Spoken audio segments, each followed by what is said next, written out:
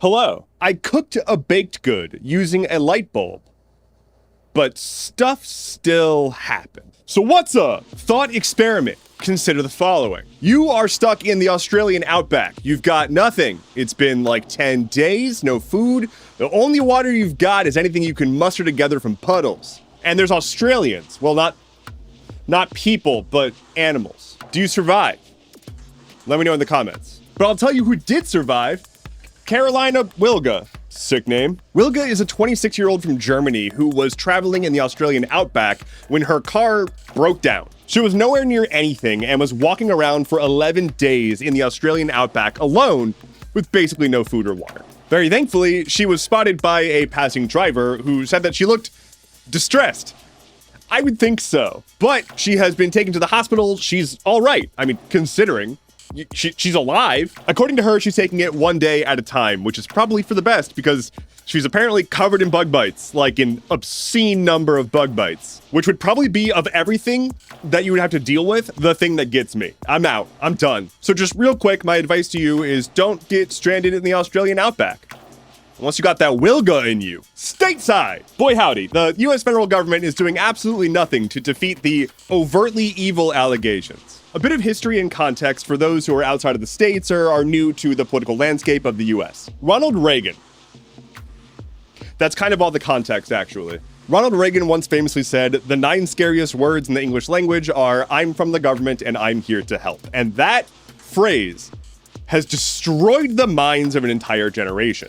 In the US, government-provided services are seen as a moral failing. Because of that, it's wild. Republicans often campaign on cutting government spending and removing programs and removing social safety nets and healthcare and everything. Basically everything. They want to not have homeless shelters. They want to not have anything. Their ideology is just, you should have been better. So, but anyway, just with that background information, the Republican-controlled U.S. federal government has recently voted to strip $9.4 billion from the following. Quote, "This bill rescinds funds that were provided to the State Department or the President for contributions to international organizations, contributions for international peacekeeping activities, global health programs, mitigation and refugee assistance, the Complex Crises Fund, the Democracy Fund, the Economic Support Fund, contributions to the Clean Technology Fund, international organization and programs, development assistance, assistance for Europe, Eurasia, and Central Asia, international disaster assistance, and transition initiatives." The bill also rescinds funds that were provided for USAID operations, the Inter-American Foundation, the U.S. African Development Foundation, the U.S. Institute of Peace, and the Corporation for Public Broadcasting. So the public broadcasting one, that's why you've been seeing a whole bunch of stuff about how the government is killing PBS and NPR. That's not precisely what is happening, but the government is undermining funds that are used to go to public broadcasting initiatives. Now, that list of things is not perfect. There are some things on there that aren't quite exactly what the name says, but there's also things on there like international disaster relief and like the medicine programs and whatnot that USAID does. So again, this was less than $10 billion in total. Republicans just voted to add trillions to the deficit. But then they turn around and they point to this kind of stuff and they're like, look, we cut billions of dollars from the budget by getting rid of all these wasteful services, without talking about the specifics of the services and also hoping that you overlook the B, where there's usually a T. Now look, aid programs and social safety nets are not the problems with the government, as much as they want to make it seem like it's just a bunch of lazy people extracting money from the system and taking your dollars. That's what billionaires are. Again, 10 billion. All of that stuff, 10 billion. When we otherwise dole out hundreds of billions of dollars of contracts to bomb manufacturers. The US federal government is the bad guy. Like, we know this. Governance as a concept and government services provided to the public are not the bad guys. Be careful not to let unilateral hatred of the US government seep into your views of things that can be good for people. Food assistance programs, health assistance programs, housing assistance programs, all of these things strengthen communities and improve societies. They ultimately turn around and put more money in your pocket. Economies are stronger when there is stability among the populace. But instead of doing that, our foreign policy is what gets funded, which is to say bombs. Let's talk labor rights. There's a new appointee for the National Labor Relations Board, the NLRB. This is the group that works to ensure that workers in America have any semblance of rights. This group is essentially why unions can exist. And it exists because capitalism definitionally destroys itself without regulation. So while this board is supposed to protect workers' rights and help us keep our weekends, Trump has just appointed the head employment lawyer from Boeing. This guy, Scott Mayer, he is a lawyer who's been working at Boeing to essentially help them not have to deal with the fallout of all the things they do to their employees, like killing them. Who said that? Who said that? For legal purposes, I do not have evidence that Boeing has killed an employee. I just have a lot of articles about it. Here's a quote from the Economic Policy Institute. Quote, Mayer has had a decades-long career as a corporate lawyer and has worked at Morgan, Lewis, and Bockius, LLP, one of the largest management-side law firms that has represented corporations known for violating workers' rights. So, this is not surprising. This shouldn't be surprising. Donald Trump has a very long and well-documented history of screwing over workers, not paying out contracts, and just getting rid of anyone who's inconvenient to him. In my lifetime, I don't think there has been a stronger anti-labor candidate than Donald Trump. And it blows my mind that people just don't see that. So where we're at right now is the NLRB has been in stasis. They haven't really been able to do anything because Trump fired some people from the board and they haven't been able to make any decisions. So he's appointing these people to try to get them on the board and undo things that Biden did to enshrine some workers' rights during his administration. Because won't someone think of the corporations? Won't anyone think of the companies? My stocks. Last thing for Stateside. Let's talk about the Epstein. Here's an Epstein update. An Ep-state, if you will. The Epstein files continue to be a thorn in the side of Trump, and he's made it so much worse for himself. The man has decided that the way he's going to handle this is by attacking his own base. So after zigzagging on whether or not these files even exist, he went as far as to say that these files were made up by the Democrats, and anyone who believes that the Epstein files are a thing are his, quote, former supporters and are weaklings. Which, that pissed off his base a lot, which is hilarious because he called them weaklings and that made them mad. Out of everything that he has done, these people have the emotional capabilities of a middle schooler. It's outrageous. So he called them weaklings and losers and they got all big mad and now they're turning on him. But to be clear, MAGA turning on Trump doesn't mean that MAGA is no longer a far-right group. He's not far-right enough for them. They want to establish a white Christian ethno-state, and Trump is starting to become impotent in that regard. The inability to release the Epstein files is proof that he's not our guy. He's not going to deliver us to the world that he's been promising us. So a lot of them feel betrayed and not oh, I see the light now, but what happened to my guy? That said, if a non-zero number of people have a realization that they've been duped and they realize they've been duped this whole time, great. You got there eventually. Elsewhere. Hey, Germany, you weren't supposed to copy our homework. Germany hosted a summit with a handful of European allies to discuss a clamping down of immigration policy for the EU. They're unhappy with migrants and asylum seekers, and they want to get rid of them. Does this sound familiar? In getting rid of them, they want to deport them to third-party countries and hold them in deportation camps. Does this sound familiar? They want to get rid of them now without actually giving them due process and just yeet them out of the country so that they don't have to look at them anymore and put them in a third party and then take care of it later. Does it sound familiar? Yeah, don't do that. Don't do that. But they are doing that, and after they made that decision, they turned around and, as a show of force, deported 81 people to Afghanistan. Notably, Afghanistan's not a great place to be deported to right now. So much so that international human rights groups were like, what the fuck? Stop doing that. And the UN Human Rights Council said, stop it. Stop deporting people to Afghanistan. Just kind of period. So to be clear, this has not been signed into law, but it is a direction of policy, and it's already having an effect. But hey, don't mass deport people.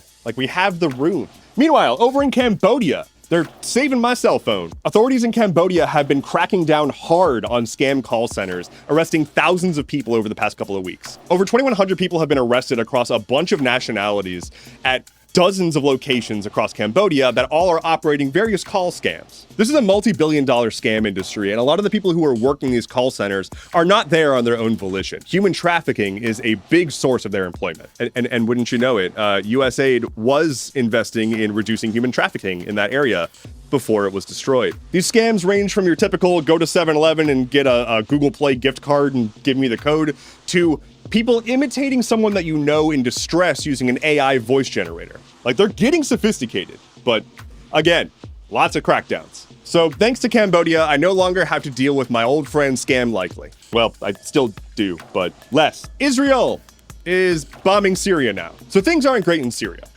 That's not an understatement. And Israel is bombing them now. The reason that they are doing this, they state, is they are defending their Druze brothers in the region. Druze is an ethnic group that is prominent in Israel, but found all over that general region. It's not a great excuse to bomb Damascus. This means that Israel is now bombing Lebanon, Iran, Syria, and Gaza, in addition to their assaults in the West Bank and everything else they're doing in the region. International reactions are largely condemnation, like, what the fuck are you doing? Why are you escalating this? And Israel says that they've got a right to defend themselves. Yeah, they're saying the strike is to help prevent militants from Syria who are taking over the country from threatening Israel. Just once can I open up any news site and not have it be that Israel is bombing someone and killing more people in Gaza. Let's move on to science and economy and technology. I kind of lumped a bunch of stuff into one. Oil. Chevron has acquired Hess, which honestly sounds like an RPG character, like got some really cool ancient item, but no, it's just oil companies. So Chevron, an energy company, bought Hess for $55 million, pissing off Exxon, who wanted Hess. Exxon filed a motion saying, hey, yo, we had dibs on that. I think that's exactly what the legal paper said, and the judge found that they did not actually have dibs. Said another way, Exxon was like, this feels like a breach of contract. We should have had a chance to buy shares of Hess, and that didn't happen. And the judge said, nah. And so Exxon's like, okay, well, we're gonna patch that in our contracts going forward. This is a massive acquisition. It's one of the biggest energy deals in decades, and it sent Exxon stock tumbling after it was announced. Threesomes, but with science. There was a procedure that's exceedingly rare and had a big leap forward recently out of the UK. It is a 3-way IVF treatment. Women who have mitochondrial diseases have a high probability of passing that along to any child they may birth, giving them debilitating lifelong issues. If you can give birth and you have this issue, basically your options have been don't have kids or find a donor, and so your child is not going to be genetically related to you. Basically, the way it works is this. There's the two parents and a donor, and the donor's egg has the DNA that overwrites what the mother's DNA would have otherwise put in there to cause the mitochondrial disease. If it sounds like gene editing or eugenics, it's kind of similar, but there's a lot of safety guards. Obviously, anything that has to do with editing and messing with the genetic structure of an embryo is a slippery slope. But in this case, the way that it works is modifying a tiny fraction of the DNA that only affects the ability for the cells to produce energy. Everything else, all of the genetics, all of the traits, all of the ancestry, that's all from the parents still, and that's all the same as it would have otherwise been. So whether or not this makes you squeamish, I'm not here to tell you how to feel about it, but there has been a lot of research into this, and there has been a lot of discussion among bioethicists about the potential risks of this slipping into something like a designer baby thing and a legal framework around it. But then on the flip side, you have 8 children who were born recently from this procedure, who are healthy with no signs of mitochondrial disease, who are related to their parents, who now have a child that they wanted. Obviously, adoption is an option as well, but a lot of people want to have a genetically related child. This is not a widespread thing. This is still exceedingly rare. It's been done like 3 times ever, basically, since 2016. So we're not about to have a massive uprising of genetically edited children, but it's a thing. Speaking of cells, we saved pandas. We didn't save pandas, but I actually learned that pandas are no longer endangered. They're still vulnerable, but they're not technically endangered. All right, so what did we do? We saved the goobers. We took their skin. Wait, I misread. Scientists took skin cells from a giant panda and successfully converted them into stem cells. Stem cells are those classic, the omni cells. They're like, they can kind of turn into anything. They're really, really great for developing treatments, and this is a massive step forward in potential conservation efforts. So while the pandas are still, frankly, a very dumb species, maybe we'll have more of them. Maybe we're gonna each have our own panda in a few years. Who knows? Thanks.